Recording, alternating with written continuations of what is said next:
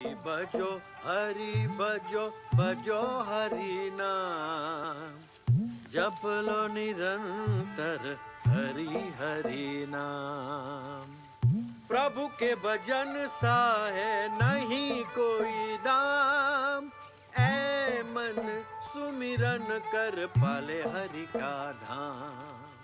हरि भजो भजो हरि नाम, जप लो निरंतर हरि हरि नाम।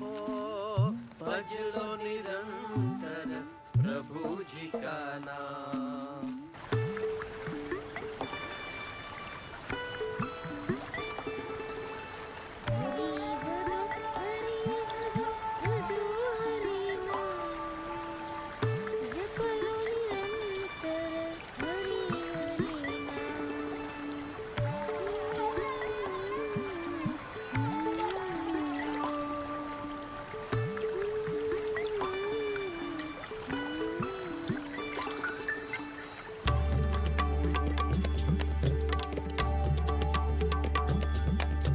हरि भजो हरि घन श्याम, स्वामी नारायण नीलकंठ नाम। हरि भजो हरि घन श्याम, स्वामी नारायण नीलकंठ नाम।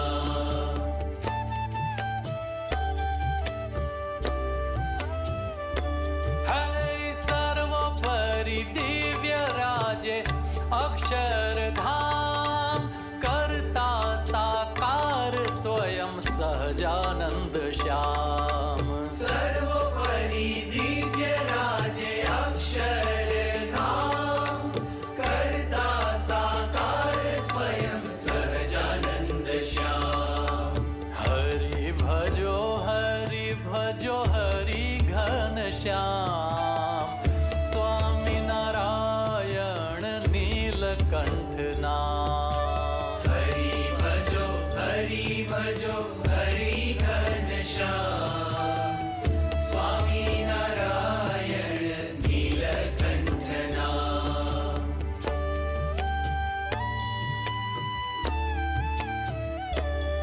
है प्रगट मुक्तिदाता गुणातीत धाम, अक्षर ब्रह्म संत सोहे शाश्वत विराम।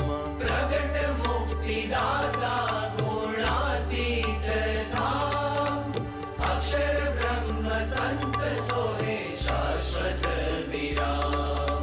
हरि भजो हरि घन श्याम, स्वामी नारायण नीलकंठ नाम। हरि भजो हरि घन श्याम, स्वामी नारायण नीलकंठ नाम। भजो तप मूर्ति नीलकंठ नाम। भजो तप मूर्ति नीलकंठ नाम।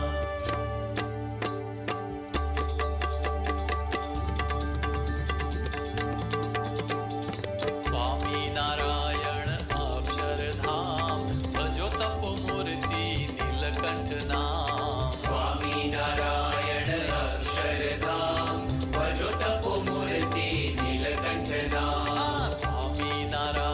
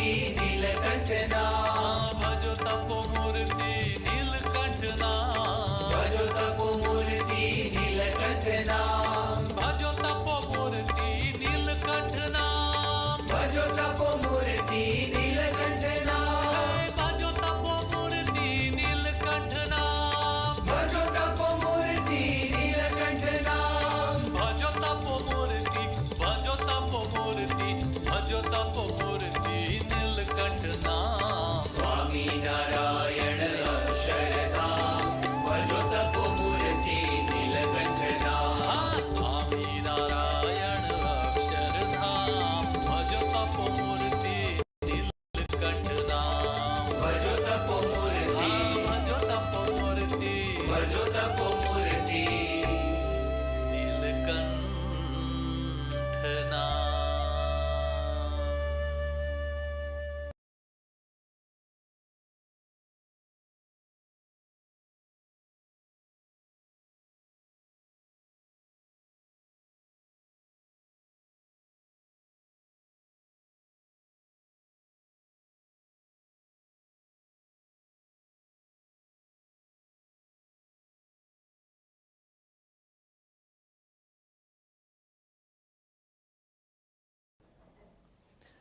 ओम श्री गंगाई नाथाय नमः। जय श्री गुरुदेव, जय श्री दादा गुरुदेव। आप सबका बहुत बहुत स्वागत है आज के सत्संग में। मेरा नाम राजशिव है और मैं एक सिद्धयोग साधक हूँ। और सिद्धयोग की साधना से जो भी परिवर्तन आते हैं उनके आधार पर जो है मैं बात करता हूँ। आज का सत्संग जो है थोड़ी देर से हो रहा है, इसलिए टू द पॉइंट स्टिक रहेंगे। और कोई प्रश्न रहा आपका तो उस पर बात करेंगे, ठीक है। तो अध्ययन करना शुरू करते हैं। पहले श्रीमद् भागवत का आज अध्ययन कर लेते हैं, उसके बाद जो है कोई प्रश्न हुआ। एक प्रश्न है, चलो पहले वो ले लेते हैं।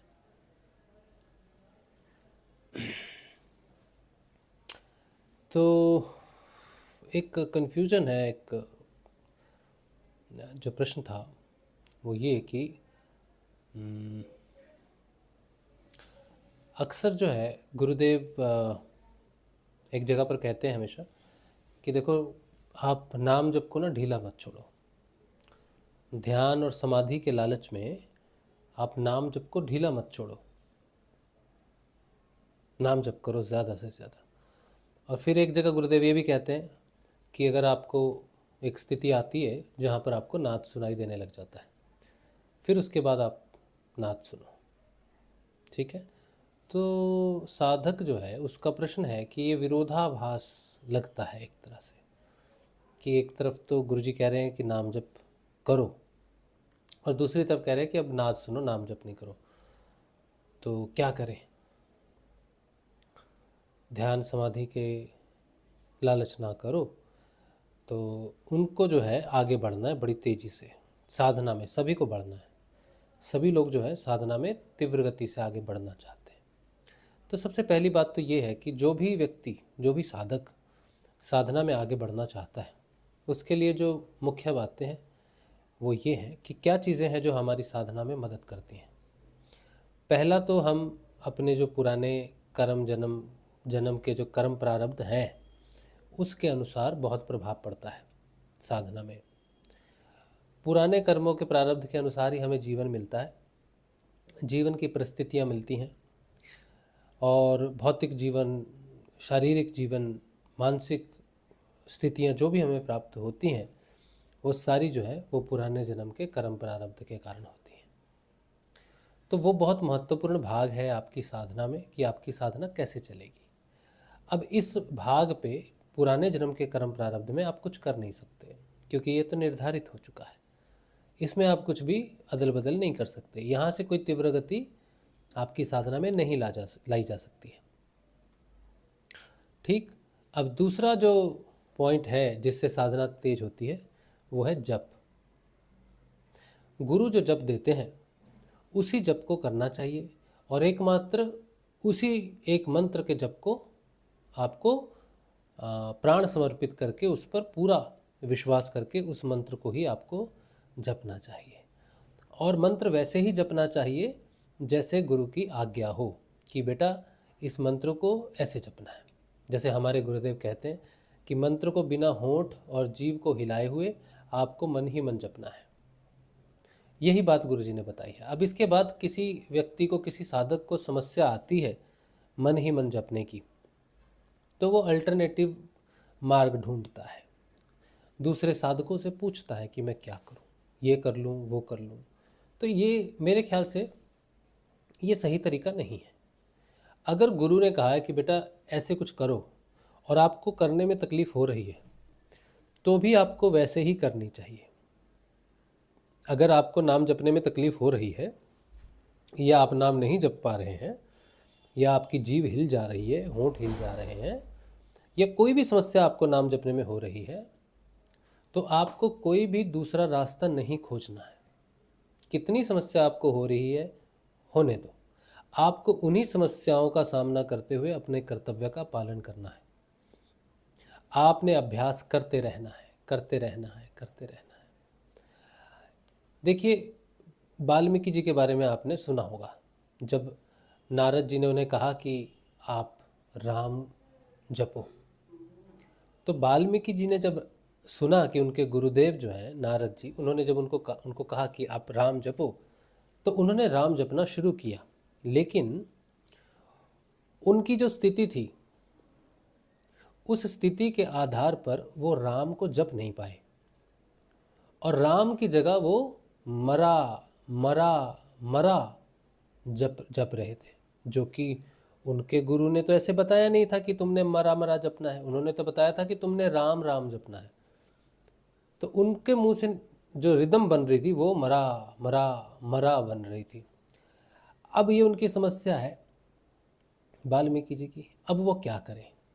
अब वो दूसरे लोगों के पास जाएं, दूसरे साधुओं के पास जाएं, दूसरे तपस्वियों के पास अगर जाएं कि मेरे गुरु ने मुझे राम जपने के लिए कहा था, लेकिन मैं राम जप नहीं पा रहा हूँ, मुझे बड़ी मुश्किल हो रही है, आप मेरा मार्गदर्शन करें। और वो ऋषि कहते, अच्छा तुमसे ये नहीं जपा जा रहा तो तुम कृष्ण कृष्ण जप लो, तुम शिव शिव जप लो। तो क्या ये उचित होगा कि गुरु के बताए अनुसार अगर आपको जप करने में तकलीफ हो रही है और आप किसी दूसरे व्यक्ति से जाके पूछते हो कि मेरा मार्गदर्शन करो, क्या ये उचित है? नहीं है, बिल्कुल भी नहीं है। अगर राम की जगह मरा जप रहा है, लेकिन आज्ञा तो गुरु की पालना कर रहा है ना, कर रहा है कि नहीं कर रहा है? तो तुमसे अगर गुरु का दिया हुआ मंत्र नहीं जपा जा रहा, तुम्हारे होंठ जीभ हिल रहे हैं, तो तुम कोई दूसरा प्रयास क्यों कर रहे हो? ये तो गुरु के प्रति आपकी श्रद्धा, आपका विश्वास कुछ भी नहीं है। आप कुछ भी करो, लेकिन गुरु की आज्ञा का पालन करने का अभ्यास करो, यही आपकी साधना में तीव्र गति लाएगा। आप जैसे भी जप रहे हो, बस गुरु को मान के चलो कि गुरु जी ने कहा है जपना है। तुमसे नहीं हो रहा है, ये भी तुम्हारी साधना का हिस्सा है। तो जैसे जप गुरु बताए वैसे ही जपना चाहिए, फिर चाहे जो भी कठिनाई तुम्हारे सामने आ रही हो। इससे तुम्हारी साधना में तीव्र गति आएगी, क्योंकि तुम गुरु की आज्ञा का पालन कर रहे हो। तीसरा है तप। तप का अर्थ होता है तपश्चर्या।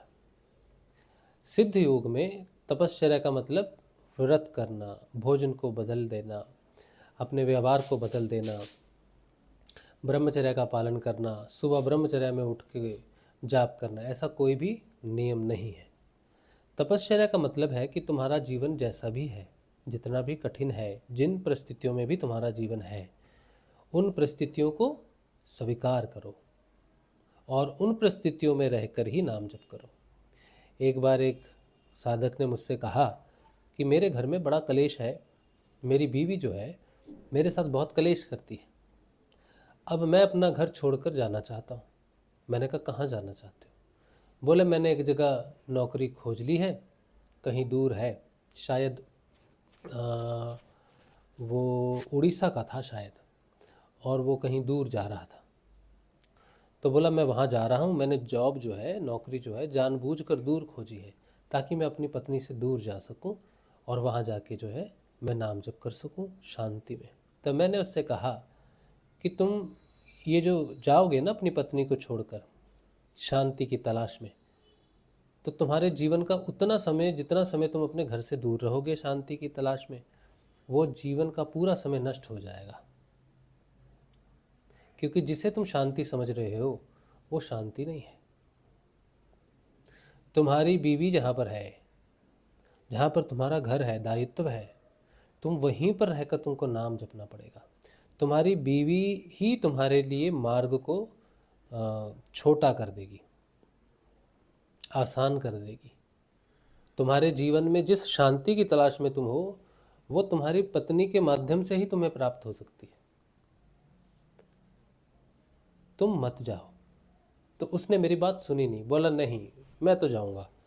तो मैंने कहा मैंने आपने मुझसे पूछा तो मैंने आपको बता दिया कि अपनी घर की परिस्थितियों को छोड़कर, अपने जीवन को अस्वीकार करके तुम अपनी साधना में आगे नहीं बढ़ सकते। तपश्चर्या का मतलब ही है कि जहाँ भी तुम हो, जीवन कितना भी कठिन हो, उसे स्वीकार करना चाहिए और गुरु की आज्ञा का पालन गृहस्थ जीवन में रहकर करते रहना चाहिए। यह तपश्चर्या है। ऐसा अगर तुम करते हो तो तुम्हारी साधना में निश्चित रूप से जो है तीव्र गति आएगी। ठीक है। अच्छा, इसके बाद योग। चौथा चीज़ क्या है, चौथा पॉइंट क्या है? योग। अब योग का अर्थ क्या है? योग का मतलब है कि आप जो ध्यान करते हैं, आपके जीवन में कितनी स्थिरता आ रही है, कितना क्रियात्मक बदलाव आ रहा है, कितना ठहराव आ रहा है। तो योग कई प्रकार के होते हैं। सिद्ध योग में सारे योग सम्मिलित हैं। जप योग, लय योग, नाद योग, हठ योग, सहज योग, इस तरह से बहुत सारे योग हैं। राज योग, कुंडलिनी योग, सारे योग इसमें सम्मिलित हैं। तो आपकी साधना में जैसे जप योग है, जप योग की जो गति है वो थोड़ी धीरे होती है, क्योंकि आपको जप करना पड़ता है, प्रयास करना पड़ता है जप करने के लिए। फिर उसके बाद लय योग आ जाता है। लय योग की गति एक समान है सबके लिए, लेकिन परिवर्तन और परिणाम अलग अलग होते हैं व्यक्ति के लिए। उसका कारण है कि जो लय योग है, जो जप योग है, जिसे आप जप जाप के नाम से जानते हैं, वो हर व्यक्ति के लिए अलग प्रकार से काम करता है, क्योंकि हर व्यक्ति के कर्म प्रारब्ध अलग होते हैं। हर व्यक्ति को अंतर्मुखी होने में अलग अलग समय लगता है। तो जप योग सबके लिए, रफ्तार तो उसकी एक ही है, लेकिन परिणाम अलग अलग मिलते हैं। फिर नाद योग आ जाता है। नाद पे आप कितना आश्रित हो, आप किस जीवन में जो समय चल रहा है साधना का, आप उस साधना के अनुसार, उस समय के अनुसार आपको साधना करनी चाहिए। और कोई व्यक्ति है जो ध्यान में जिसने प्रवेश कर लिया है, ध्यान में प्रवेश करने के बाद वो कुछ भी नहीं रहता उसके पास, किसी प्रकार का कोई, ना तो वो पीछे जा सकता है, ना अपनी इच्छा से आगे जा सकता है, ना साइड जा सकता है, ना दाएं ना बाएं जा सकता है। उसके बाद उसकी यात्रा ऑटो मोड पे चलती है। बस उसके साक्षात्कार पर निर्भर करता है कि वो साक्षात्कार जो है उसको कितनी जल्दी एक्सेप्ट करता है जीवन में। और योग के और भी अर्थ हैं कि आप जीवन में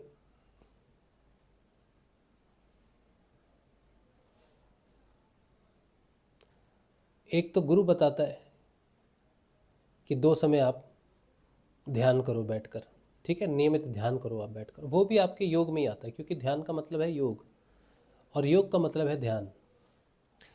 ध्यान और योग दोनों अलग चीज़ें नहीं हैं, दोनों एक ही चीज़ें हैं।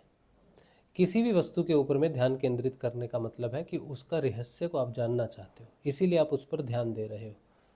और किसी का भी रहस्य तब जाना जाता है जब उसके साथ मिलन हो जाता है, योग हो जाता है।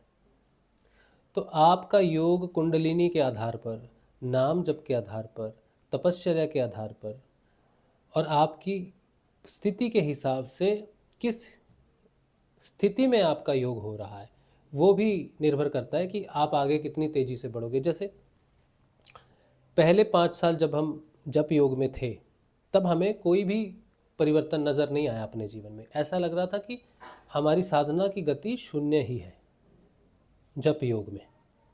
लेकिन जब हमने ध्यान योग में प्रवेश किया तो उसके बाद हमें लग रहा है कि हर क्षण हम आगे बढ़ रहे हैं।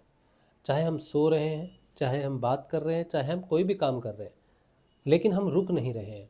हमारी गति हर समय बढ़ रही है। चाहे हम ध्यान में बैठ रहे हैं, हमारा ध्यान लग रहा है या हमारा ध्यान नहीं लग रहा है, ये बढ़ता ही जा रहा है। मैंने अपने ये योग साधना में अभी तक में मैंने एक चीज़ बहुत बारीकी से नोटिस की है कि जिस दिन मेरा ध्यान लगता है, जिस दिन हमारा ध्यान लगता है, उस दिन हमें कुछ बहुत ही अच्छा जानकारी, साक्षात्कार, ज्ञान जिसे कहते हैं, प्राप्त होता है। लेकिन एक बार हमारा कई दिन ध्यान नहीं लगा, 10 दिन 12-15 दिन हो गए ध्यान नहीं लगा, तो हमें चिंता भी हो गई थी बीच में कि ये तो भाई बड़े दिन हो गए, 15-20 दिन हो गए तो ध्यान लगा नहीं, कहीं क्या हो गया, बंद तो नहीं हो गई। लेकिन हमने एक चीज़ देखी कि सत्संग तो हम उस समय भी कर रहे थे, जब हमारा ध्यान नहीं लग रहा था 15-20 दिन, तब भी हम सत्संग कर रहे थे। तो सत्संग हो रहा था और सत्संग में हम जो बातें बोल रहे थे वो सारी की सारी नई थी या नए नए तरीके से हमें पता चल रही थी।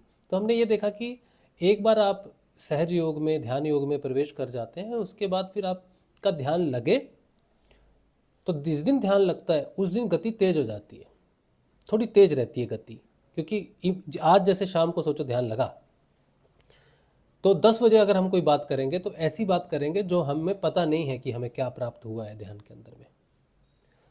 तो वो बहुत एलेबोरेट होती है, बहुत विस्तृत होती है जानकारी नए नए तौर पर। ध्यान जिस दिन लगता है, जिस दिन ध्यान नहीं लगता है उस दिन हम अगर पुरानी बात उठाएं कोई, जैसे आज हम पुरानी बात पर डिस्कशन कर रहे हैं, तो पुरानी बात को भी हम ज़्यादा एलेबोरेट कर सकते हैं।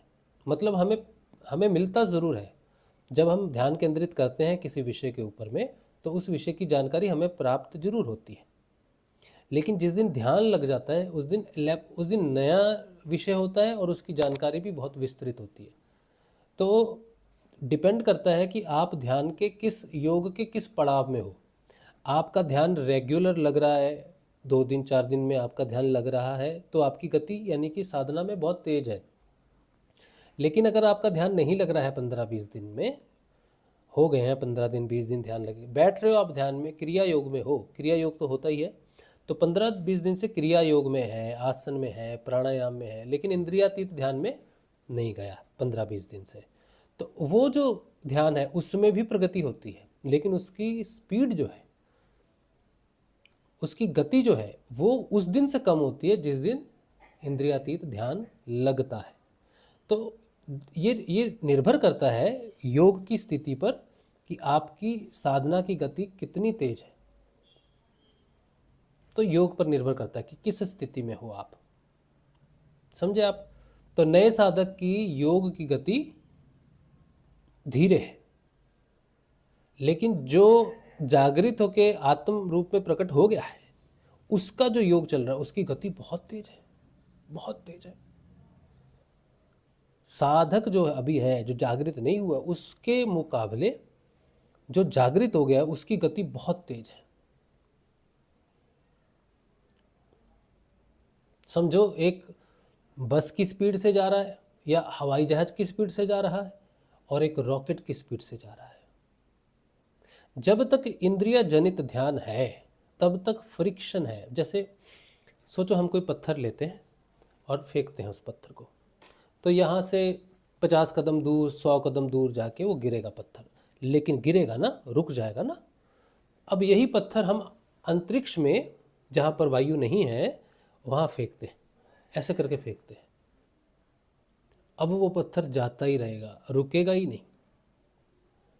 तीव्र गति, जिस गति से वो जा रहा है उसी गति से जाएगा, स्लो डाउन नहीं होगा अंतरिक्ष में, क्योंकि वायु नहीं है, घर्षण नहीं है। ठीक है, कोई चीज़ हम, अब ये वायु है ना, यहाँ पर घर्षण है, कोई भी चीज़ फेंकेंगे तो ऐसे जाके ऐसे गिरेगा नीचे। लेकिन अगर हम अंतरिक्ष में फेंकेंगे तो ऐसे फेंकेंगे, ऐसे ही जाता रहेगा, उसी स्पीड से जाता रहेगा जितनी स्पीड से उसको फेंकेंगे। तो इंद्रियातीत में जब आप पहुंच जाते हो, इंद्रियातीत ध्यान में जब आप पहुंच जाते हो, तो गति जो है उसका कोई भी घर्षण नहीं है। कोई बाहर की जो स्थिति है, हमारी परिवार की स्थिति है, शरीर की स्थिति है, मानसिक स्थिति है, कुछ भी उसको रोक नहीं सकते, वो गति उतनी ही रहती है। लेकिन जब तक हम इंद्रिय जनित ध्यान में रहते हैं, क्रियात्मक ध्यान में रहते हैं, तब तक हमारे शारीरिक अवस्था, मानसिक अवस्था, पारिवारिक अवस्था, आर्थिक अवस्थाएं हमारी साधना में अवरोध पैदा करती है। तो गति स्लो रहती है, उसके कारण चिंता रहती है। जागृति होने के बाद चिंता जो है वहाँ प्रभाव ही नहीं करती, उस चेतना के उस लेवल पर वो पहुँचती नहीं वहाँ तक। हाँ, स्वाध्याय करने में थोड़ी मुश्किल होती है पारिवारिक समस्या के कारण, लेकिन साधना की गति नहीं रुकती। तो योग के आधार पर, अलग अलग स्थितियों के आधार पर साधक की जो गति है साधना की वो अलग हो सकती है। उस पर आप कुछ नहीं कर सकते हैं, आपको सिर्फ चुपचाप देखना चाहिए, चीज़ों को एक्सेप्टेंस में रहना चाहिए, हबड़ दबड़ नहीं करना चाहिए, अलग अलग प्रयास नहीं करने चाहिए, अलग अलग लोगों के पास जाके मार्गदर्शन नहीं मांगना चाहिए। ठीक है। और पांचवी चीज जो है जो योग में प्रभाव करती है वो है औषधि। औषधि कैसे प्रभाव करती है? कोई साधक अगर बीमार हो जाए, हाथ पैर में दर्द है, कुछ भी है, तो ध्यान में बैठना मुश्किल होता है, तो उसको औषधि लेके अपने स्वास्थ्य को ठीक करना चाहिए। क्योंकि अगर रोग है तो रोग जो है हमें ध्यान केंद्रित करने में, नाम जपने में अवरोध करता है। इसीलिए अपने शरीर को स्वस्थ रखना चाहिए। चाहे आप आयुर्वेदिक दवाई लो, चाहे अच्छा भोजन लो, चाहे एलोपैथिक मेडिसिन लो, जो भी आपके शरीर के लिए ठीक है, जिससे आप ठीक रह सको, स्वस्थ रह सको, जिस जिस औषधि पर आपको विश्वास हो वो लो। जो पहले के जो ऋषि होते थे वो औषधि कौन सी लेते थे? वो जड़ी बूटियों की औषधि लेते थे। उन्हीं जड़ी बूटियों को ऋषि च्यवन ने एक औषधि बनाई। आपने च्यवनप्राश का नाम सुना है ना? तो एक ऋषि थे, उनका नाम था च्यवन। च्यवन ऋषि था उनका नाम। तो उन्होंने एक औषधि बनाई जिससे बुढ़ापा ना आए, इम्यूनिटी अच्छी रहे, बीमारियां ना लगे।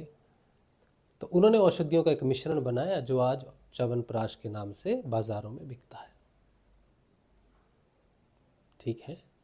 तो अभी कितना ओरिजिनल है वो तो ऋषि च्यवन ही जान सकते हैं कि क्या हो रहा है। लेकिन औषधि जो है शरीर को स्वस्थ रखना और हेल्दी रहकर तपस्या करने के लिए ज़रूरी होती है। ठीक है। तो ये 5 चीज़ें हैं जो साधना में आपको आपकी गति निर्धारित करती हैं। इसके अलावा आपको किसी भी प्रकार का पुस्तक पढ़ के किसी भी प्रकार का प्रयास नहीं करना चाहिए। हाँ, पुस्तकों का लाभ कहाँ होता है? जब मन अशांत हो जाए, बहुत मन स्थिर ना हो, नाम जप और ध्यान में जब मन नहीं लगता है, साधना की तरफ जब मन नहीं लगता है, तब आपको ऋषियों की, योगियों की, संतों की, गुरुओं की, भगवान की लीलाओं का जो है वो अध्ययन करना चाहिए। योग पुस्तकों का अध्ययन करना चाहिए। ऐसे पुरुषों के जीवन का अध्ययन करना चाहिए जो योग जीवन में थे।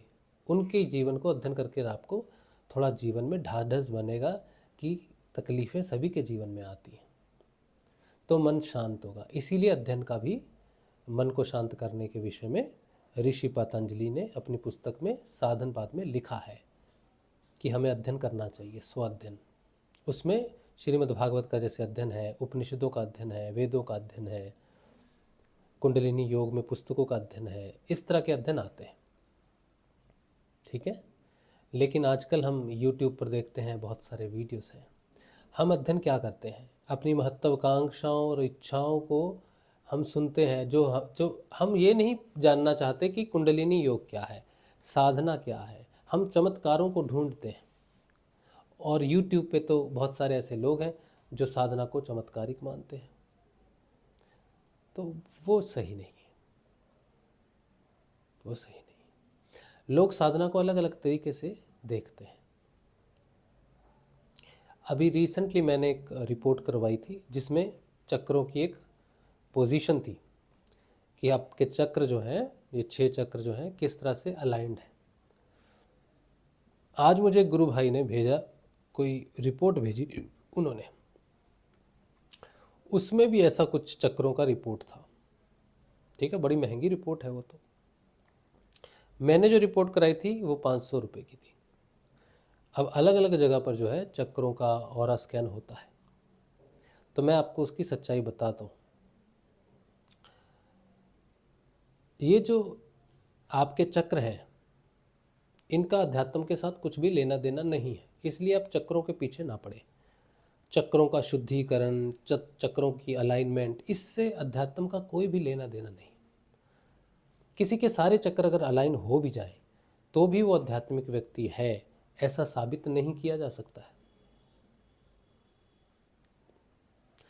आप बहुत सारी प्रक्रियाएं हैं, आप अगर स्वस्थ हो, जी पूरे अच्छी तरह से स्वस्थ हो, और आप कोई थेरेपी ले रहे हो, चक्कर अलाइनमेंट कर रहे हो, कुछ भी कर रहे हो, तो वो हो सकता है।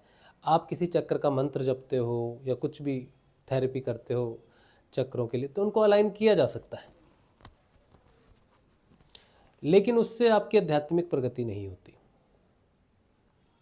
किसी व्यक्ति की आध्यात्मिक प्रगति हो रही है, कोई योग में है, उसके चक्र अपने आप अलाइन हो जाएंगे।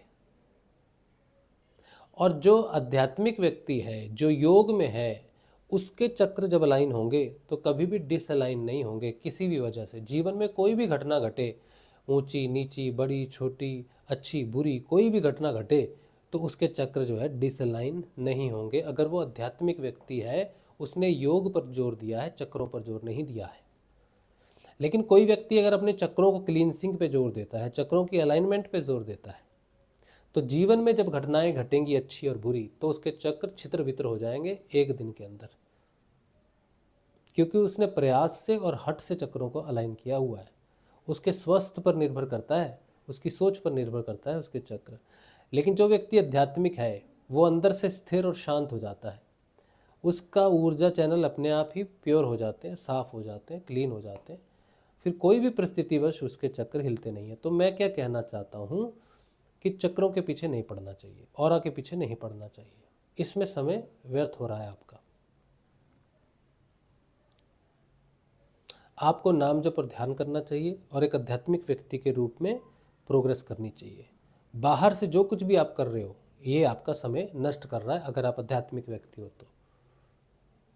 धार्मिक व्यक्ति और आध्यात्मिक व्यक्ति ये दोनों उत्तर और साउथ है, इन दोनों का मिलन कभी भी नहीं हो सकता है। कोई व्यक्ति या तो पूर्ण रूप से आध्यात्मिक हो सकता है या कोई व्यक्ति पूर्ण रूप से धार्मिक हो सकता है। आप आधे धार्मिक और आधे आध्यात्मिक नहीं हो सकते, क्योंकि दोनों अलग दिशाओं में नाव चल रही है। एक नाव पर पैर अध्यात्म और एक नाव पे पैर धार्मिक व्यक्ति, ये कर्मकांड जो होते हैं। तो दोनों उल्टी दिशाओं में जा रही है नाव। आपने दोनों में पैर रखे हैं तो आपने दोनों पैर रखे तो क्या होगा, आप बीच से फट जाएंगे, दो हिस्से हो जाएंगे आपके। ऐसा व्यक्ति किसी दिशा में नहीं जा सकता, उसे कोई लाभ नहीं होता है। आध्यात्मिक व्यक्ति,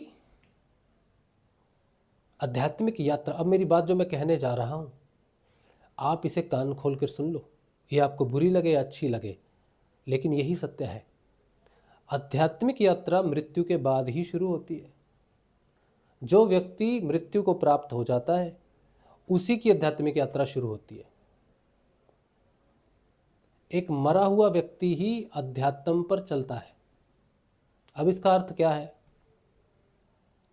इसका अर्थ है कि जो व्यक्ति अपने प्राणों को भगवान के चरणों में रख देता है वो व्यक्ति के प्राण भगवान के हो जाते हैं। प्राणहीन हो गया वो। जो व्यक्ति प्राणहीन है वो मृत है। एक मिनट।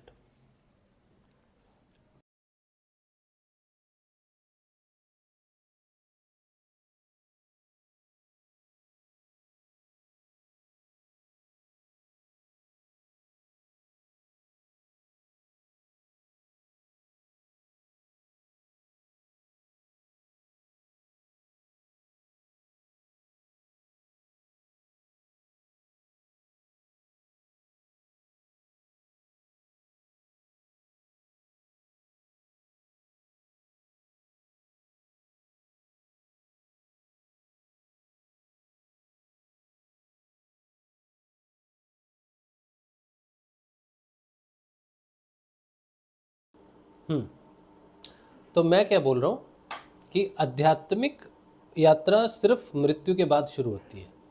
मृत्यु का अर्थ सिर्फ शरीर का मर जाना ही मृत्यु नहीं होता है। मृत्यु का अर्थ होता है प्राणों का एक दिशा में चले जाना। जो व्यक्ति आध्यात्मिक है उसे किसी काल से, उसे किसी धर्म से, उसे किसी मुहूर्त से, उसे दिन से, उसे रात से, उसे स्त्री से, पुरुष से, किन्नर से, जात से, धर्म से कुछ भी लेना देना नहीं होता। ये बहुत कटु सत्य है आध्यात्मिक जीवन का। आध्यात्मिक जीवन का मतलब है पूर्ण रूप से स्वतंत्र हो जाना अपने प्राणों से।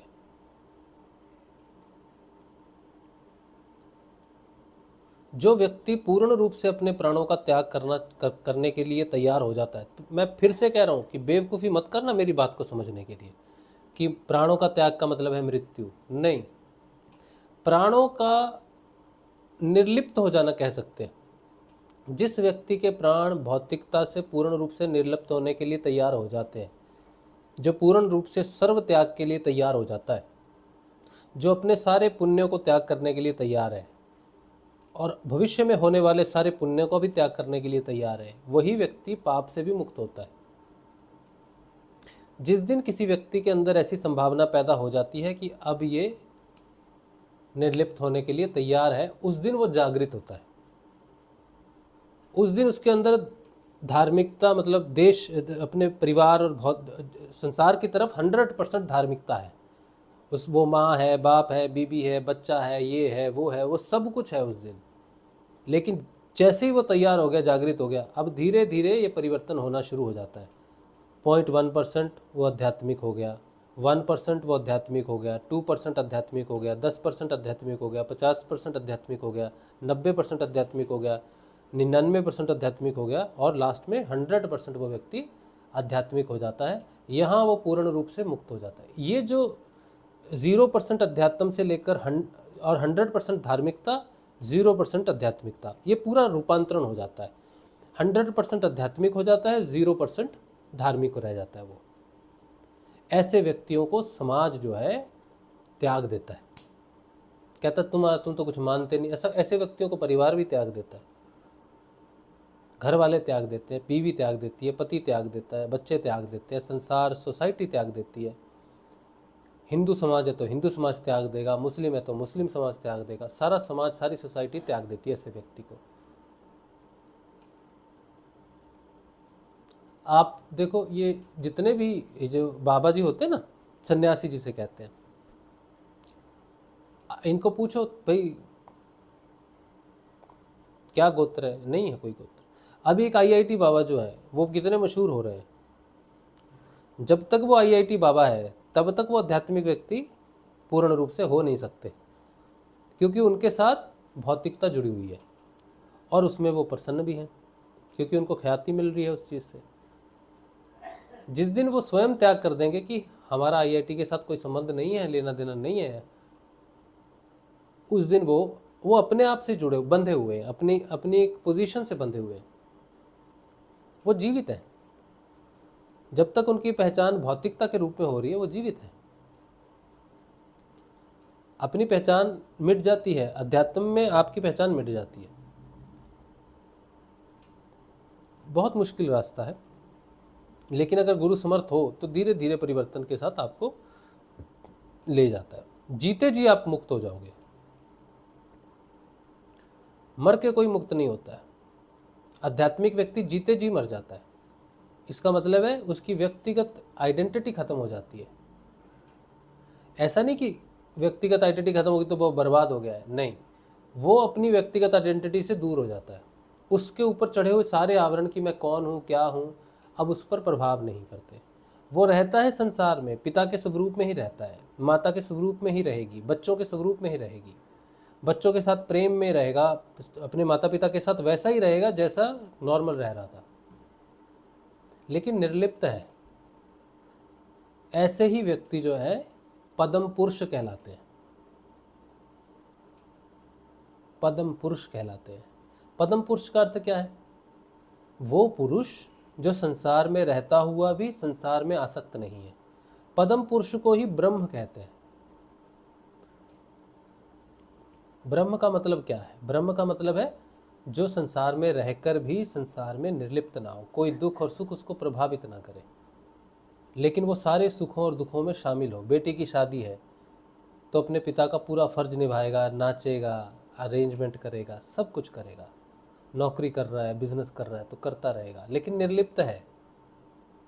साधना बहुत पवित्र, सीधी और साधारण है और निर्लिप्त करती है आपको। मैंने जो भी कहा आपको मृत्यु के विषय में, मृत्यु का मतलब यह है निर्लिप्त हो जाना। कोई देह छोड़ देता है, शरीर छोड़ देता है, इसीलिए निर्लिप्त हो जाता है। कोई शरीर में रहता हुआ भी चेतना से निर्लिप्त हो जाता है, इसलिए मुक्त हो जाता है। पदम पुरुष जीते जी निर्लिप्त हो जाते हैं। ठीक है।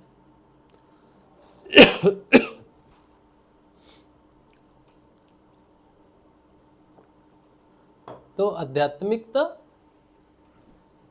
सारे कर्म कांडों से मुक्त कर देती है, शिव से भी मुक्त कर देती है, कृष्ण से भी मुक्त कर देती है, सारे स्वरूपों से मुक्त हो जाता है व्यक्ति। एक चेतना में ही सारी चेतनाएं निवास करती हैं। ये विषय बहुत गंभीर और बहुत सूक्ष्म और बहुत जटिल भी है समझाने में। समझाने में ये विषय बहुत जटिल है, लेकिन समझने में ये विषय बहुत आसान है। अगर आप समझना चाहते हो किसी दूसरे से, तो आप कभी नहीं समझ सकते, कभी नहीं समझ सकते, और ना ही कोई आपको समझा सकता है। लेकिन अगर आप स्वयं अंदर से साक्षात्कार करते हुए समझोगे तो बहुत सरल है, बहुत सरल है। कुछ भी नहीं पढ़ना पड़ता, क्योंकि सब कुछ अंदर से जाना जाता है। जैसे भूख लगने से अंदर से जाना जाता है कि मुझे भूख लग गई है, प्यास लगने से अंदर से जाना जाता है कि मुझे प्यास लग गई है। कोई दूसरा व्यक्ति नहीं बताता आपको कि आपको पानी पी लेना चाहिए। इसी तरह से स्वयं का ज्ञान भी अंदर से हो जाता है, कोई दूसरा नहीं बताता आपको। अध्यात्म क्या है, ये स्वयं जानने का विषय है। और हम जो प्रयास कर रहे हैं, सिर्फ इतना कर रहे हैं कि किसी भी प्रकार से आप साधना में गलत निर्णय ना ले लो। इतना ही कार्य है हमारा सत्संग का। आपको दे सकें कुछ, ऐसा तो कुछ भी नहीं है। सिर्फ आपको सीधा चलने के लिए हम प्रेरणा करते रहें, इधर उधर विषयों में आप ना भटक जाएं। इतना ही कार्य है बस। चलना तो आप ही को। ठीक है, चलिए। तो ये बात है सिद्ध योग में। और जो नए साधक आते हैं वो क्या करते हैं, जो पहला प्रश्न था कि गुरुदेव ने ऐसा क्यों कहा कि ध्यान और समाधि के लालच में नाम जप को ढीला मत छोड़ना। नए साधक अक्सर जब ध्यान करने लगते हैं, उन्हें ध्यान बहुत अच्छा लगने लग जाता है, बहुत आनंद आने लग जाता है। तो उन्हें वो ध्यान को बढ़ा देते हैं 1-1 घंटा। मैं कई लोगों से मिला हूँ जो कहते हैं हमें ध्यान बहुत अच्छा लगता है, हम 15 मिनट ध्यान नहीं करेंगे, हम 1 घंटा करेंगे। हम उन्हें मना भी करते हैं कि मत करो, वो बोलते हैं नहीं हम तो करेंगे। हम बोलते हैं नाम जप करो, तो बोलते हैं नहीं हमें तो ध्यान लग रहा है। ऐसे बहुत बहुत बुद्धिमान व्यक्ति हैं, और फिर थोड़े दिनों के बाद उनका ध्यान लगना बंद हो जाएगा, क्योंकि बिना नाम जप के ध्यान नहीं लगता है। और जो शुरुआती ध्यान होता है वो गुरु कृपा से लगता है। इसीलिए गुरुदेव ऐसे नए साधकों को कहते हैं कि बेटा नाम जप, ध्यान के चक्कर में, ध्यान समाधि के चक्कर में आप नाम जप को ढीला मत छोड़ो। ध्यान समाधि गुरुदेव इसलिए बोलते हैं, समाधि शब्द इसलिए गुरुदेव ने यूज़ कर दिया क्योंकि ध्यान समाधि का ही स्वरूप है। ध्यान का मतलब ध्यान गहरा हो जाता है तो समाधि हो जाता है, इसीलिए गुरुदेव ने ध्यान समाधि शब्द यूज़ कर लिया। तो ध्यान के चक्कर में नाम जप को ढीला मत छोड़ो। ये नए साधकों के लिए बहुत ज़रूरी है जो नाम जप पर जोर नहीं देते हैं। मैं आपको बता रहा हूँ, इस संसार में मनुष्य की बुद्धि इतनी विकृत है, इतनी जटिल है, इतनी उलझी हुई है कि वो एक साधारण सी चीज़ को समझने के लिए जितना उलझा सकते हैं वो उलझा देते हैं, क्योंकि उनके अंदर धैर्य नहीं है, क्योंकि उनके अंदर कॉन्फिडेंस नहीं है, विश्वास नहीं है, यकीन नहीं है, उनके अंदर श्रद्धा नहीं है, निर्भर होने की शक्ति नहीं है नाम के ऊपर में। मैंने कई लोगों को देखा, मैं आपको सच बता रहा हूँ, अगर मैं 100 साधकों से मिला हूँ तो उसमें से 85 और 80 साधक ऐसे होते हैं जिन्हें यकीन ही नहीं होता, जिनमें दृढ़ निश्चय नहीं होता, जिनमें श्रद्धा नहीं होती, जिनमें समर्पण नहीं होता नाम के ऊपर में निर्भर होने का। वो सारे उपाय कर लेते हैं, सारे संभव लोगों से बात कर लेते हैं। उनका काम है नंबर निकालना और गुरु भाइयों और गुरु बहनों से बात करना। उनके कांटेक्ट में सभी ग्रुप्स होते, सभी ग्रुप्स में रहेंगे, सभी गुरु भाइयों से बात करते रहेंगे, फ़ोन करते रहेंगे। उनका यही है कि हम गुरु भाई के कांटेक्ट में रहेंगे, गुरु बहन के कांटेक्ट में रहेंगे। कुछ भी नहीं मिलना, समय नष्ट होने के सिवाय कुछ भी नहीं मिलना। आपका अगर कोई ग्रुप है गुरु भाइयों का जहाँ पर रोज़ चर्चा होती है, रोज़ जय गुरुदेव होती है, आपसे बड़ा मूर्ख कोई नहीं है। आप किसी गुरु भाई को अपना हमदर्द मान रहे हो, उस पर निर्भर कर रहे हो, उसके कांटेक्ट में होने से आपका उद्धार हो जाएगा, तो आपसे बड़ा मूर्ख नहीं है कोई।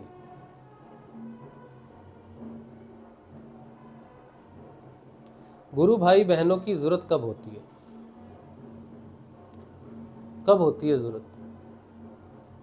गप्पबाजी के लिए नहीं है, गॉल्प के लिए नहीं है।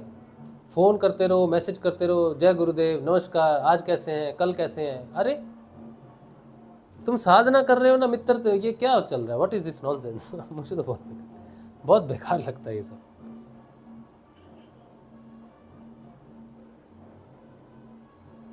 मैं कभी रिप्लाई नहीं देता जय गुरुदेव का, चाहे आप मुझे लाखों बार भेजो, I don't care. Her post पर जाएंगे, बिना देखे बिना समझे उसको लाइक करेंगे, जय गुरुदेव कमेंट करेंगे। मैंने किया हुआ है, इसीलिए मैं बोल रहा हूं। जितना समय मेरा फेसबुक ने बर्बाद किया है उतना किसी ने नहीं किया। जितना झूठ है फेसबुक पर है, सोशल मीडिया पर है, 99% झूठ है सोशल मीडिया पर। जितनी भी अनुभूतियां आप गुरु भाई बहनों की सुनते हैं, 90% फालतू है, बेकार है, कोई अर्थ ही नहीं है उनका। उनको खुद भी मालूम नहीं है उनकी अनुभूति क्या है, सच्ची है ना झूठी।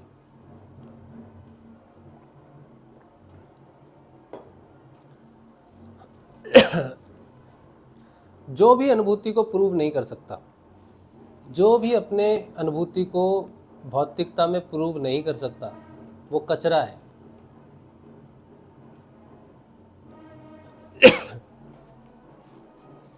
किसी की बीमारी ठीक हुई है, वो प्रूव कर सकता है कि मेरी बीमारी ठीक हुई है, वो है।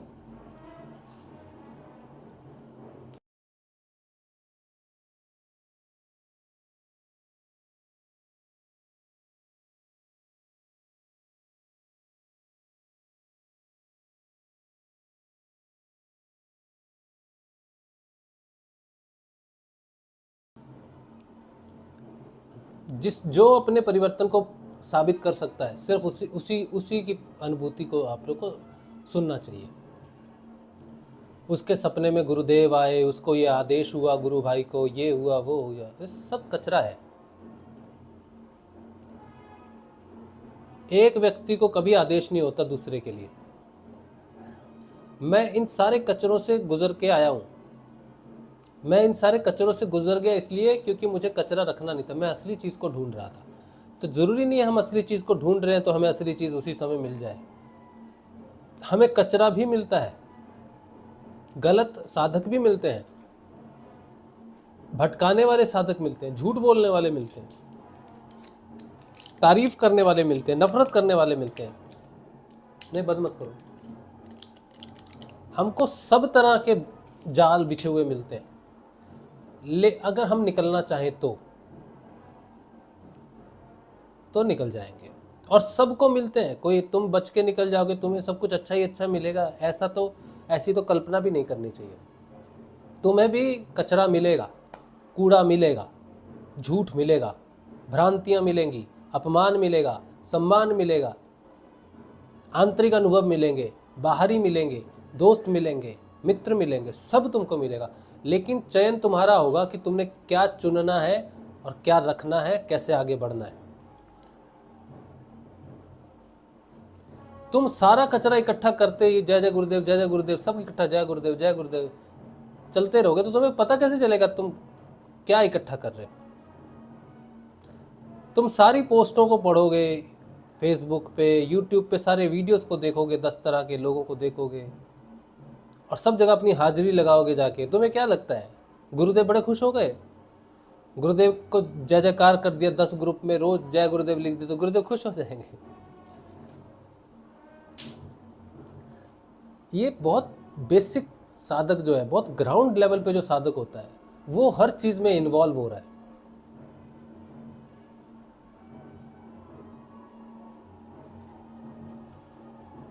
मित्र उसी को बनाओ जो सत्य को महत्व देता हो।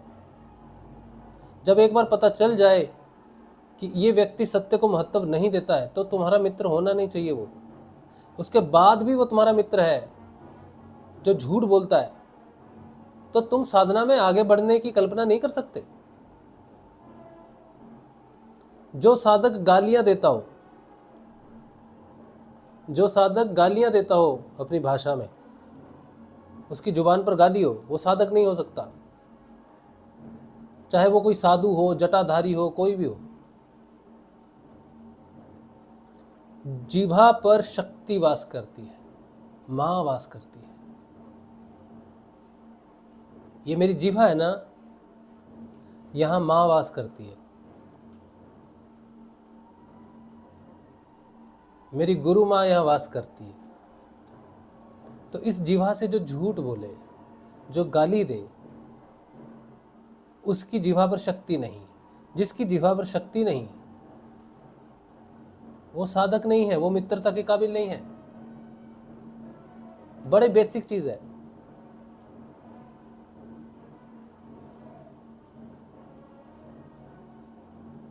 और तुम बिना जाने, बिना सोचे कि कौन व्यक्ति है, क्या लिख रहा है, क्या बोल रहा है, लेकिन वो सुंदर बोल रहा है, अच्छा बोल रहा है, तुम उसके पास जाते हो सुनने के लिए।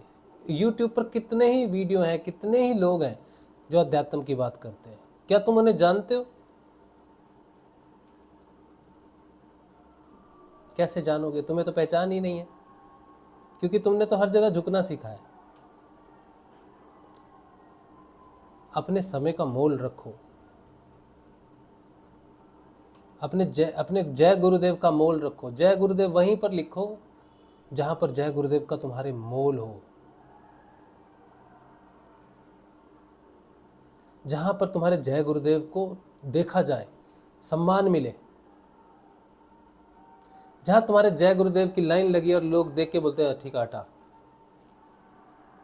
तुम अगर एक शब्द, एक बिंदु भी कहीं लिख के आ जाओ, तो तुम्हारी प्रेजेंस की वैल्यू होनी चाहिए कि इस व्यक्ति ने एक बिंदु लिखा है। तुम्हारी साधना में शक्ति होनी चाहिए, तुम्हारे व्यवहार में वेटेज होनी चाहिए, तुम्हारे समय की वैल्यू होनी चाहिए। तुम्हारे जय गुरुदेव लिखने का अर्थ है कि जो पढ़ेगा तुम्हारे जय गुरुदेव को लिखे हुए, वो पूरी अटेंशन ले लेगी। अरे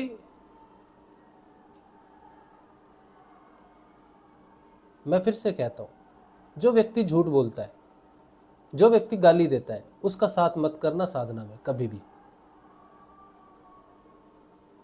वो तुम्हें किसी प्रकार का मार्गदर्शन नहीं दे सकता।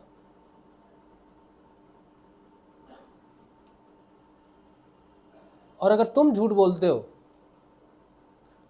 तुम गाली देते हो, तो तुम्हारा मार्गदर्शन भी कोई नहीं कर सकता, कोई भी नहीं कर सकता। क्योंकि मार्गदर्शन करने वाली शक्ति है जो तुम्हारी जीभा पर वास करती है। तुम्हारी भाषा है ना, ये शक्ति के अधीन है। अब तुम अपनी भाषा देख लो। मीठी मीठी गोलियां देने से भाषा नहीं होती सुंदर। शब्द जो है ना, शब्द शरीर की तरह है, और शब्दों के अंदर जो भाव है वो प्राण की तरह है। तुम्हारे शब्द कुछ है, प्राण भाव कुछ और है, तो भी तुम्हारी पार नहीं पड़ेगी। इसीलिए साधक से ऊपर उठो, योग की तरफ बढ़ो।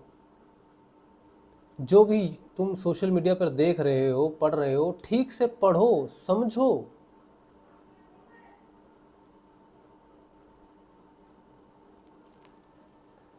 अपना कोई मैसेज भेजते हो किसी गुरु भाई को, फोन करते हो, किस लिए कर रहे हो, क्यों कर रहे हो? तुम्हारे समय की कोई वैल्यू नहीं है, इसका मतलब ये नहीं कि दूसरे के समय की भी वैल्यू नहीं है।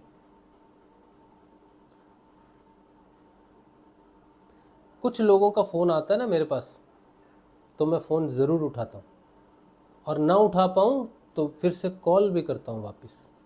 ये उनके समय की वैल्यू है। और कुछ को मैं खुद फोन करता हूं।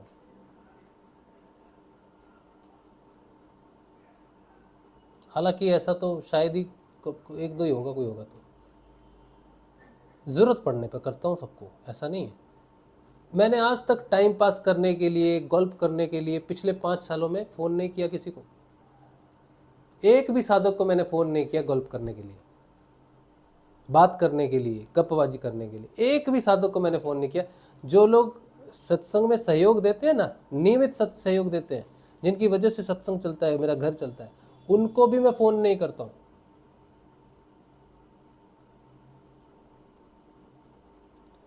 कैसे हो आप और क्या चल रहा है, रिलेशनशिप मेंटेन करने के लिए पूछ लेना किसी से कि मैंने कभी हाल चाल पूछने के लिए फ़ोन किया है।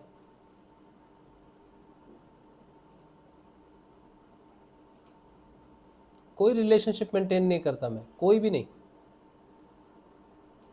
किसी के साथ कोई रिलेशनशिप मेंटेन नहीं करता मैं।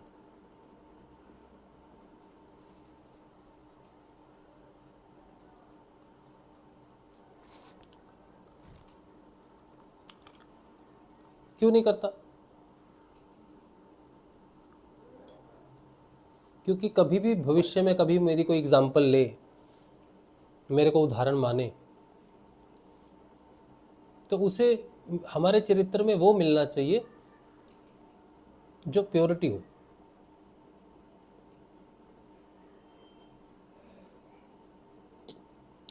चरित्र में ऐसा कुछ ना मिले जिसका अनुसरण करके लोग गलत करें काम।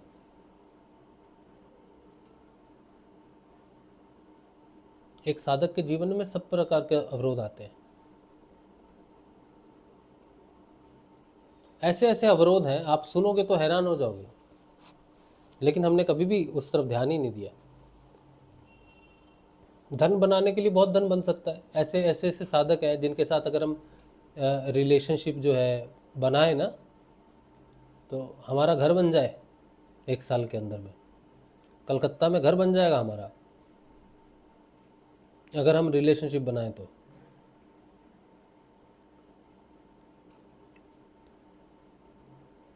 कार आ जाएगी, अच्छा स्टूडियो आ जाएगा, हवाई यात्राएं करके इधर उधर जाएंगे।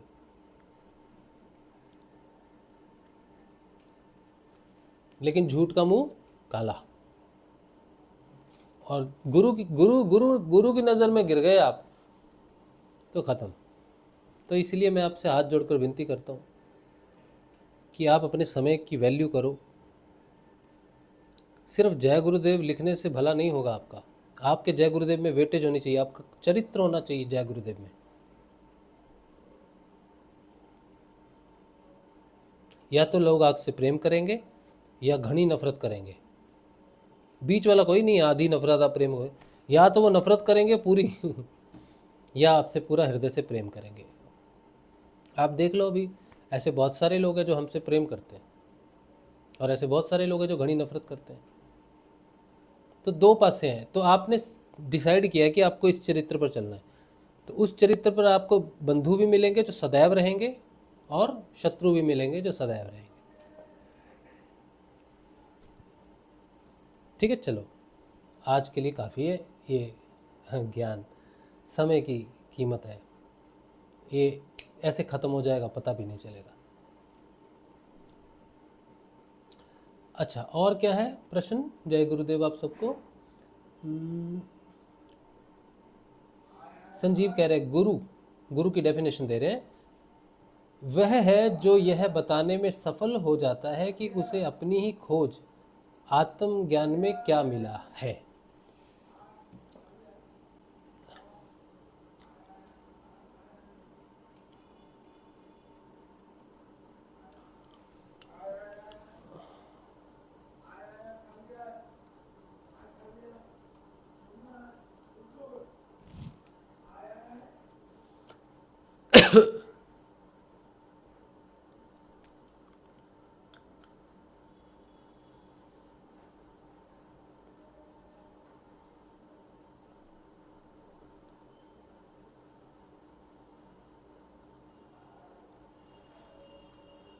अब संजीव क्या लिखा है तुमने?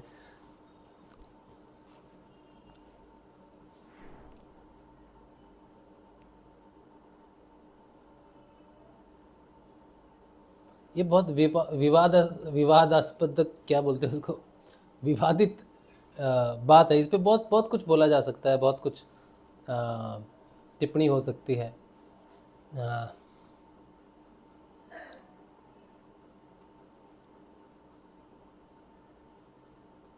मुझे ठीक से समझ नहीं आ रहा ये एक्चुअली, या फिर मैं इस समय उस स्थिति में नहीं हूँ क्योंकि पूरा डाइवर्ट हो गया ये सिस्टम।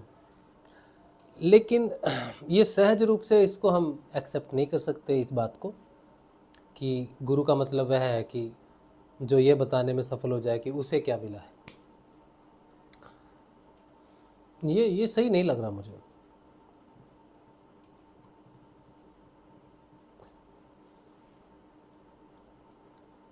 ये सही नहीं लग रहा मुझे कि गुरु बताए कि उसे क्या मिला है अपनी खोज में, अपने शिष्य को बताए। नहीं, सही नहीं है। गुरु कभी भी इस बात का प्रचार प्रसार नहीं करेगा आंतरिक रूप से भी कि उसे क्या मिला है। शिष्य जो है, जब वो स्वयं को जान रहा है, शिष्य का स्वयं को जानना ही गुरु को जानना है। अगर गुरु अपने बारे में किसी को बता रहा है तो वो द्वैतवाद में हो जाएगा। शिष्य जो यात्रा कर रहा है, उसी के अंदर ही गुरु। द्वैतवाद तो कभी भी नहीं। वो शिष्य के जितना आवरण हट रहा है उतना गुरु है, जितने पर आवरण है उतना शिष्य है। शिष्य की खोज है स्वयं की, और जब वो स्वयं को पूरी तरह खोज लेगा तो वो गुरु को ही समक्ष पाएगा। हम इस तरह से सोचते हैं। बाकी हमारा सोचना भी विवादित हो सकता है, लेकिन आपने जो लिखा है मैं उसको ठीक सीधी तरह से मैं समझ नहीं पा रहा हूँ उसको। ठीक है, अच्छा, आप ठीक हो सकते हो, ठीक है, मैं गलत हो सकता हूँ। फिर ये संजीव कह रहे हैं, क्या सनातन धर्म में सर्वोच्च की व्याख्या नहीं है? सर्वोच्च सनातन धर्म में नहीं है। नहीं, सनातन धर्म में सर्वोच्च की व्याख्या नहीं है। नहीं है।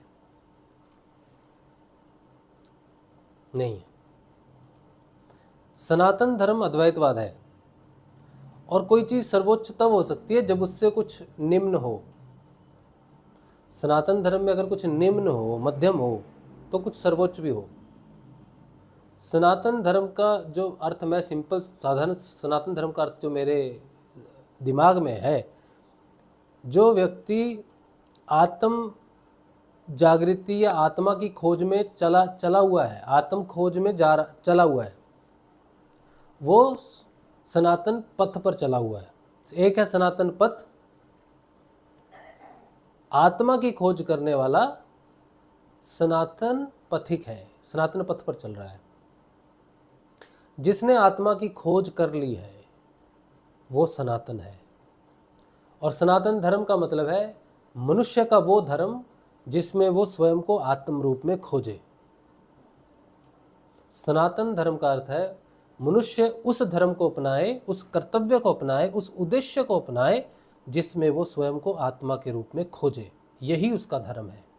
मनुष्य धर्म आत्मा की खोज करना है, और इसी खोज को सनातन धर्म कहा गया है। हिंदू धर्म जो है वो सांस्कृतिक है, वेदांती है, वेदों का अध्ययन करके स्वयं को खोज रहा है, वो वेदांती है। हिंदू क्या है? वेदांती है, खोज में लगा हुआ है, ढूंढ रहा है कि ये लिखा है, वैसा लिखा है। जब वेद पीछे रह जाते हैं और वो अंदर से फिर अपनी खोज शुरू करता है, वो सनातनी है। तो वेदांती और सनातनी में थोड़ा अंतर है। वेदांती जान रहा है कि उसको क्या खोजना है वेदों के माध्यम से, और सनातनी वो खोज रहा है क्योंकि वो जान चुका है कि उसे क्या खोजना है। तो वेद हमें बताते हैं कि हमें क्या खोजना है, और सनातनी वो खोज रहा है क्योंकि वो जान गया है कि क्या खोजना है। तो हिंदू वेदांती है, सनातनी उसका अपग्रेडेड वर्जन है, जिसने खोज लिया है। अब वो जिसने जान लिया है कि क्या खोजना है, अब वो खोज रहा है। तो सनातनी हिंदू का अपग्रेडेड वर्जन है, ऐसा आप मान सकते हो। लेकिन मैं हिंदू को सनातनी, मैं अपने विचार में हिंदू को सनातनी नहीं मानता, क्योंकि हिंदू संस्कृति में फंसा हुआ है। वेदांती होना तो शुरुआत है, सनातनी होना शुरुआत हो चुकी है। ठीक है। रीना कह रहे आप खांसी का इलाज कराएं प्लीज राजू भाई। मुझे कोई बीमारी थोड़ी है खांसी की। बचपन से आज तक मेरा गला बहुत सॉफ्ट है, ये आज से नहीं है। मेरा गला बचपन से बहुत सॉफ्ट है। कोई अगर मैं बाइक पे जाता हूँ और मैंने मुंह पे कपड़ा नहीं लगाया है तो मेरे गले में खराश हो जाती है। ठीक है, बहुत सेंसिटिव गला है मेरा। और अगर मैं तेज़ से चिल्ला दूँ किसी पर, क्रोध गुस्से से चिल्ला दूँ या तेज़ बात कर दूँ, जितनी मेरी लिमिट है बोलने की, अगर मैं उससे थोड़ा 1 डेसिबल ऊपर चला जाऊँ तो मेरे गले में खराश हो जाती है। ठीक है, तो वेरी सेंसिटिव, बहुत सेंसिटिव गला है, बहुत ज़्यादा। मेरा जो स्किन से अंदर का सिस्टम है ना, ये होंठों से अंदर जो ये अंदर की स्किन है, पूरा जो इंटरनल पाइप सिस्टम है, ये बहुत सॉफ्ट है। अगर मैं बहुत गर्म चाय पी लेता हूँ, लोगों की जनरली जीभ जल जाती है, लेकिन मैं जब बहुत कुछ गर्म खा लूँगा ना तो मेरा मुंह पक जाता है पूरा। वो एक रस्क होता है ना, रस्क, जिसे वो बड़ा कुरकुरा सा होता है, सूजी का बनता है रस्क, है ना। अगर मैं रस्क खा लूँ, सूजी का बना हुआ रस्क खा लूँ, तो मेरा मुंह छिल जाता है अंदर से, होंठ छिल जाते हैं अंदर से। और अगर कोई कोलगेट हो, जैसे सेंसोडाइन है ना, कोलगेट नहीं, टूथपेस्ट, कोई टूथपेस्ट है जो केमिकली बड़ा स्ट्रॉन्ग है, मैं ब्रश कर लूँ तो मेरा पूरा होंठ फट जाते हैं, पूरा जीभ ये छिल जाता है अंदर से। मैं अगर बहुत कोई गर्म चीज़ खा लूँ, जैसे मोटी इलायची, बड़ी इलायची है, पेठा होता है ना, पेठा, आगरे का पेठा, ये सब बहुत गर्म तासीर के होते हैं। कुछ गर्म तासीर, अखरोट, ये सब कर लूँ तो मुझे छाले पे हो जाते हैं। बहुत ही सेंसिटिव। मैं किसी राजा का बेटा हूँ, फूल से भी कोमल।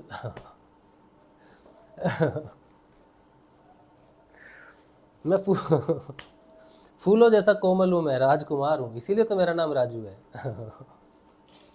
ऐसी थोड़ी बीमारी नहीं है मुझे कोई, ठीक है। तेज बोलने से, ज़्यादा बोलने से खांसी आती है। ये तो अभी फिर गुरुदेव की बात है, बोल के हम इतनी देर बोल सकते हैं, नहीं तो नहीं बोल सकते। आप चिंता ना करें, मैं ठीक हूँ। चलिए, अब हम क्या करेंगे, श्रीमद् भागवत का अध्ययन करेंगे। रोज़ जो मैं ये सत्संग करता हूँ ना आपके साथ बैठकर, ये पूर्ण रूप से जो है सत्य पर आधारित है, और ये सबसे बड़ा प्लेटफॉर्म है जहाँ पर हम अपने आप को धोते हैं, स्नान करते हैं, अपनी चेतना को स्नान कराते हैं। ये वो सत्संग है। इसीलिए हम ना तो आपकी परवाह करते हैं, ना हम अपनी परवाह करते हैं, ना हम अपना लिहाज करते हैं, ना हम आपका लिहाज करते हैं। हमारे लिए आप कितने साल के हो, 50 के हो, 60 के हो, 100 के हो, कोई फ़र्क नहीं पड़ता। मैं आपको श्रीमान, श्रीमती, सर, जनाब कह के कभी रिस्पेक्ट नहीं दे सकता, और ना ही खुद को दे सकता हूँ। सम्मान नहीं है मेरे पास देने के लिए, इसीलिए हम खुल के बात कर सकते हैं। हम आपके मित्र हैं, और ऐसे हमारे कई मित्र हैं जिनको आप नहीं जानते, जिनकी उम्र बहुत ज़्यादा है, उनको भी हम ऐसी बात करते हैं। उनकी उम्र बहुत ज़्यादा है, बहुत ज़्यादा है मतलब बहुत ज़्यादा है, बहुत ज़्यादा है। उनको भी ये ऐसा नहीं बोलते, इज्जत नहीं मिलती उनको, बड़े होने की इज्जत नहीं मिलती, प्रेम मिलता है। जैसा तू वैसा मैं।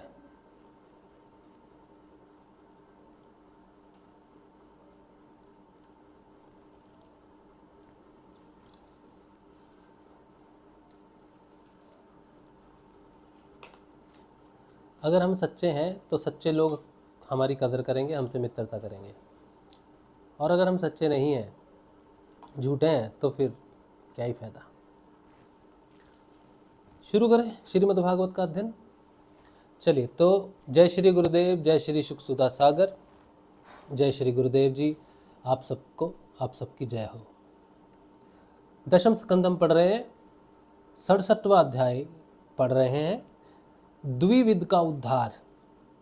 ठीक है। राजा परीक्षित ने पूछा, भगवान बलराम जी सर्वशक्तिमान एवं सृष्टि प्रलय की सीमा से परे अनंत हैं। उनका स्वरूप, गुण, लीला आदि मन, बुद्धि और वाणी के विषय नहीं है। क्या बात है। उनका स्वरूप, गुण, लीला आदि जो है वो मन, बुद्धि और वाणी का विषय नहीं है। उनकी एक एक लीला लोक मर्यादा से विलक्षण है, अलौकिक है। उन्होंने और जो कुछ अद्भुत कर्म किए हों उन्हें मैं फिर सुनना चाहता हूँ। ऐसा राजा परीक्षित ने बलराम जी के बारे में पूछा सुखदेव जी से। तो महाराज सुखदेव, भगवान सुखदेव जी ने कहा, परीक्षित, द्विविध नाम का एक वानर था। वह भौमासुर का सखा, सुग्रीव का मंत्री और मेंदक का शक्तिशाली भाई था।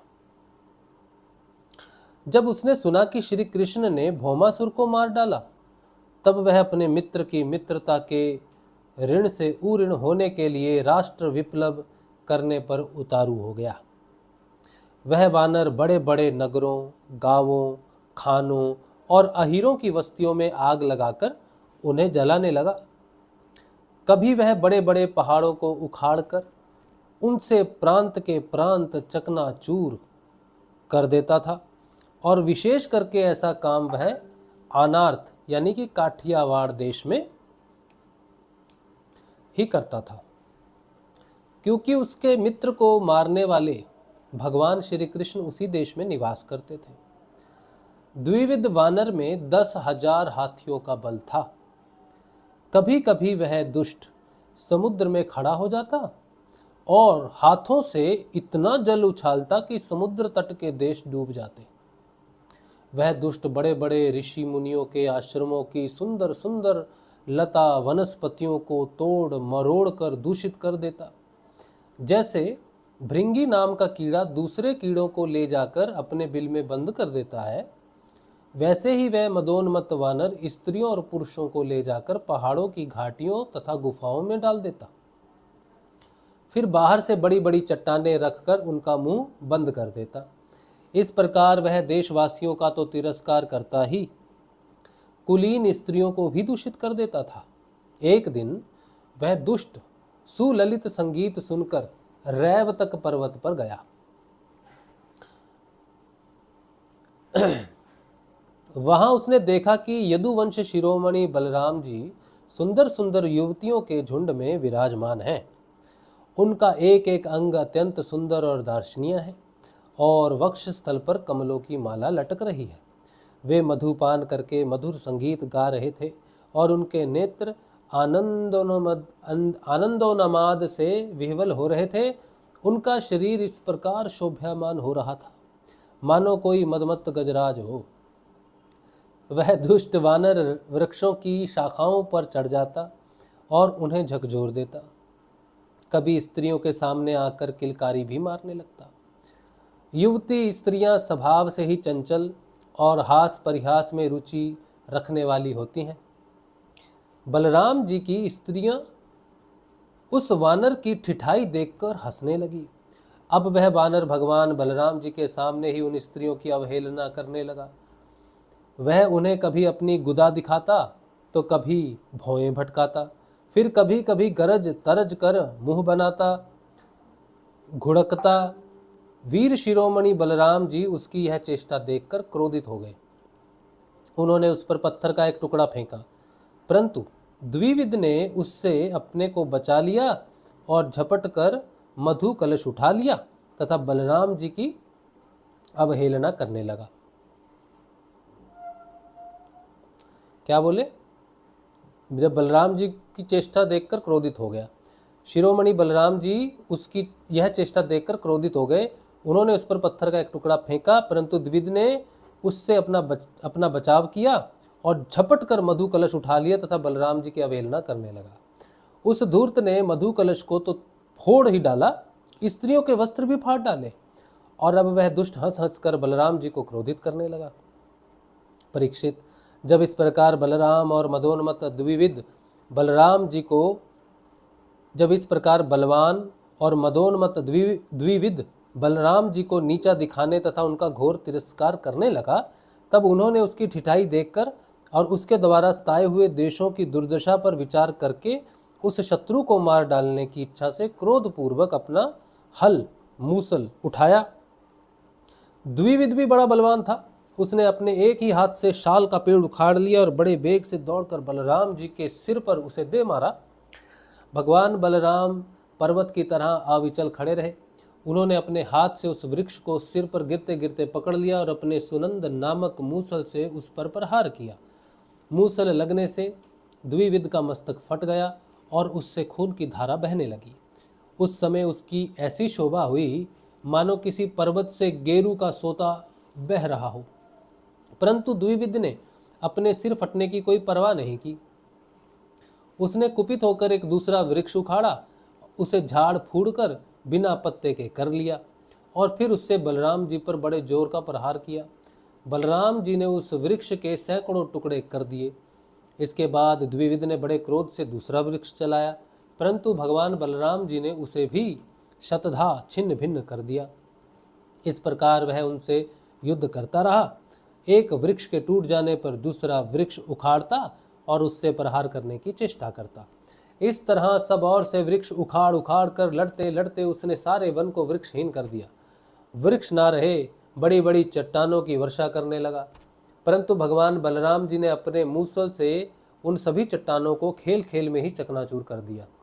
अंत में कपिराज द्विविध अपनी ताड़ के समान लंबी बाहों को घूंसा बनाकर बलराम जी की ओर झपटा और पास जाकर उसने उनकी छाती पर प्रहार किया। अब यदुवंश शिरोमणि बलराम जी ने हल और मूसल अलग रख दिए तथा क्रुद्ध होकर दोनों हाथों से उसके जत्रुस्थान यानी कि हंसली पर प्रहार किया। इससे वह वानर खून उगलता हुआ धरती पर गिर पड़ा। परीक्षित, आंधी आने पर जैसे जल में डोंगी डगमगाने लगती है, वैसे ही उसके गिरने से बड़े बड़े वृक्षों और चोटियों के साथ सारा पर्वत हिल गया। आकाश में देवता लोग जय जय, सिद्ध लोग नमो नमः और बड़े बड़े ऋषि मुनि साधु साधु के नारे लगाने लगे और बलराम जी पर फूलों की वर्षा करने लगे। परीक्षित, द्विविध ने जगत में बड़ा उपद्रव मचा रखा था, अतः भगवान बलराम जी ने उसे इस प्रकार मार डाला और फिर वे द्वारकापुरी में लौट आए। उस समय सभी परिजन भगवान बलराम की प्रशंसा कर रहे थे। 68वां अध्याय कौरवों पर बलराम जी का कोप और सांब का विवाह, ये हम कल पढ़ेंगे।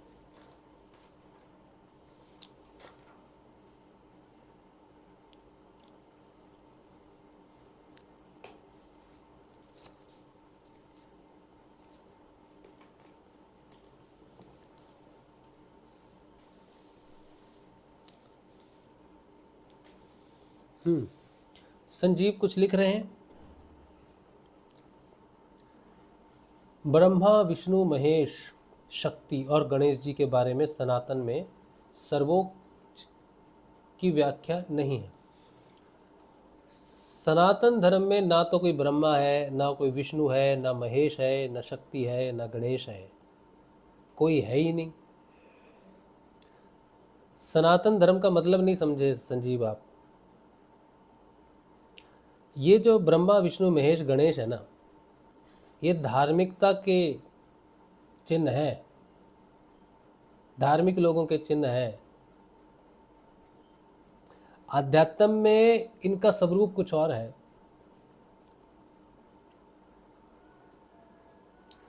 आध्यात्म में एक ही दिखेगा आपको, एक ही मिलेगा आपको, या ब्रह्मा मिलेगा या विष्णु मिलेगा, महेश या शक्ति गणेश, दो नहीं मिलेंगे कभी।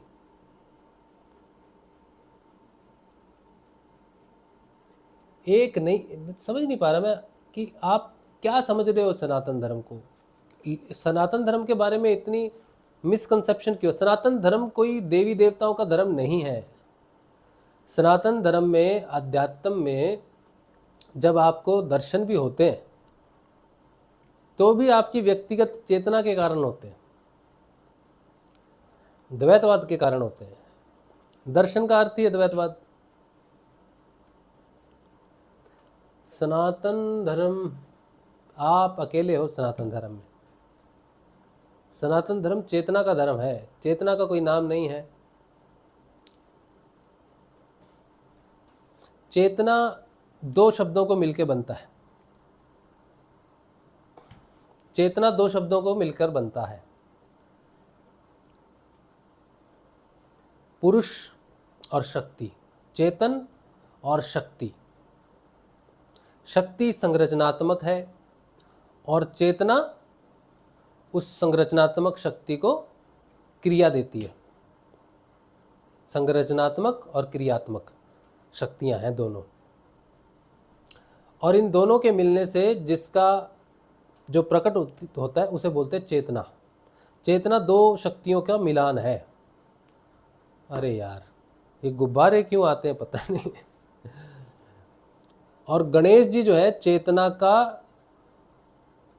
प्रतीक है। चेतना शब्द है ना, तो इसको आपने किसी स्वरूप में ढालना है। आप देखना चाहते हो कि चेतना कैसी दिखती है, तो गणेश जी का चित्र बनेगा। गणेश जी चेतना के स्वरूप है, क्योंकि गणेश जी दोनों का मिलन है, शक्ति का संरचनात्मक और शिव का क्रियात्मक, या फिर जिसमें चेतना हो। तो गणेश जी चेतना का स्वरूप है। मूल धारा से लेकर सहस्रार तक जो वास करता है वो गणेश जी है। समझ रहे हो आप?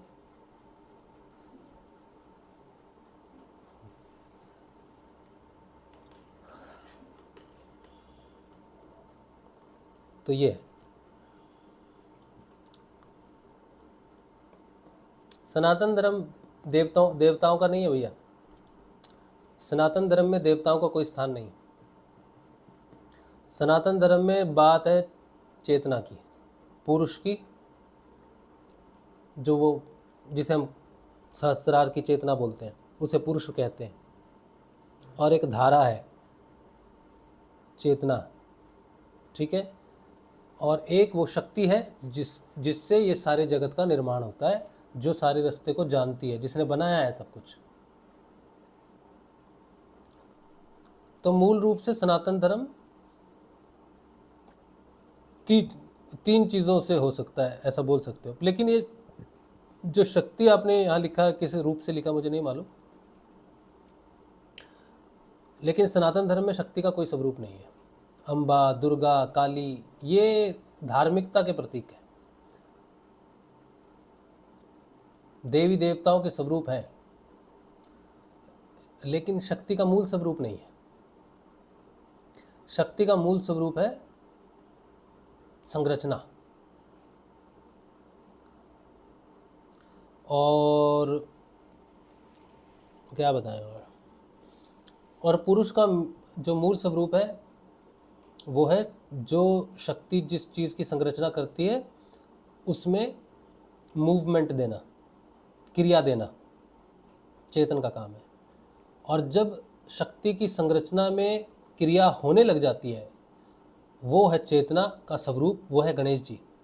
तो शिव, शक्ति और गणेश, ये तीन चीज़ें अध्यात्म में प्रकट होती हैं, लेकिन इनको वैसे नहीं देखा जाता जैसे हम देख रहे हैं।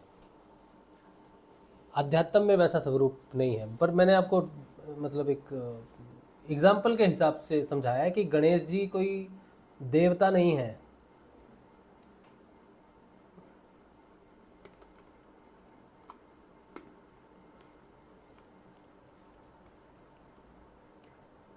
वैसे तो गणेश जी की देवता के रूप में पूजा होती है ना। ओ वक्रतुंडाय, है ना, वक्रतुंड महाकाय सूर्यकोटि समप्रभा निर्विघ्नं कुरु देव सर्वकार्येषु सर्वदा।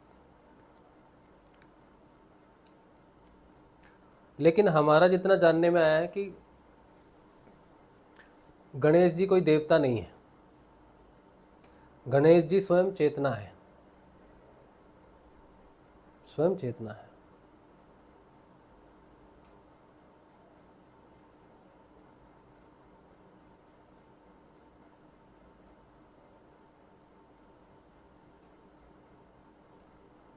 और माँ है, जिसे हम शक्ति कहते हैं, वो माँ है, और वो पिता है, और वो पुत्र है। तो 3 चीज़ें हैं, माता, पिता और पुत्र। ये है अध्यात्म। अध्यात्म में तीनों सत्ताएं आपस में मिल जाती हैं और अद्वैतवाद सिद्ध करती हैं। इन तीनों से प्रकृति जन्म ले रही है, चल रही है, लय हो रही है। अब जो ये पिता है, इसको आप शिव कह लो, ब्रह्मा कह लो, कृष्ण कह लो, कुछ भी कह लो। शक्ति को आप दुर्गा कह लो, अम्बा कह लो, पार्वती कह लो, सीता कह लो, कुछ भी कह लो, कुंडलिनी कह लो, कुछ भी कह लो।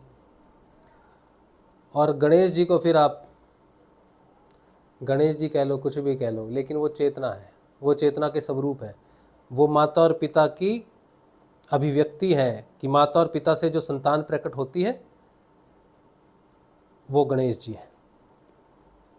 चित्त है, गणेश जी चित्त का स्वरूप है, क्योंकि चित्त पूर्ण रूप से क्रियान्वित है, इसीलिए उसी चित्त से ही चेतना का प्रचार प्रसार होता है। ये विषय जो है, ये विषय बहुत ही सघन है, समझाना बहुत मुश्किल है, बहुत मुश्किल है। बातों से नहीं समझ आ सकता Sanjeev, I am so sorry.